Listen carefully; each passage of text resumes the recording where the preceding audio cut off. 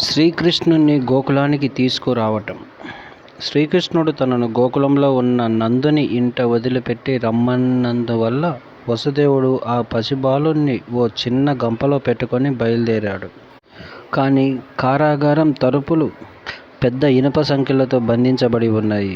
రక్షక భటుకులు ఆయుధపానులై అప్రమత్తంగా కాపలా కాస్తున్నారు. వీరి బారి నుండి ఎలా తప్పించుకోవడం? అప్పుడే ఒక అద్భుతం జరిగింది. కారాగారం తలుపులకు వేయబడ్డ తాళాలు తాముగా విడిపోయి తలుపులు నిశ్శబ్దంగా తెరుచుకున్నాయి. కాపలా భటులు గాఢ నిద్రలో పడిపోయారు. ఆశ్చర్యంతో వసుదేవుడు ఆ పసికందును తలపై పెట్టుకొని బయలుదేరి యమునా నది సమీపానికి వచ్చాడు. అంతలో దట్టమైన మేఘాలు ఆవరించి కుండపోతగా వర్షం కురవసాగింది. తక్షణమే మహావిష్ణువు శయనించి ఉన్న ఆదిశేషువుడు తన 1000 పగడలతో వసుదేవుడు అతని తలపై బుట్టలో ఉన్న పసికందు తడవకుండా గొడుగులా ఆశ్రయం కల్పించాడు. అప్పుడు మరో అద్భుతం జరిగింది. వరదలతో ప్రవహిస్తున్న యమునా నది 2గా చీలి త్రోవ కల్పించింది.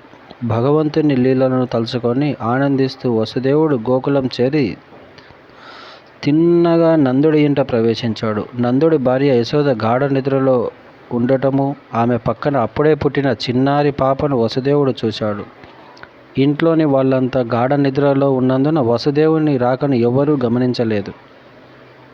అతడు బాలకృష్ణుణ్ణి యశోద పక్కన పడుకోబెట్టి యశోదకు పుట్టిన ఆడపిల్లను తీసుకొని యథాప్రకారం తన కారాగారానికి వెళ్ళిపోయాడు. కారాగారం చేరగానే తలుపులు వాటంతట అవే మూసుకుపోయాయి. తాళాలు వేయబడ్డాయి. జరిగిన సంఘటన ఎవరికీ తెలియదు. ఇలా శ్రీకృష్ణుని వసుదేవుడు తీసుకొని వెళ్ళడం, శ్రీ గోకులంలో చేర్చడం జరిగింది. Thank you for watching friends. Please subscribe my channel.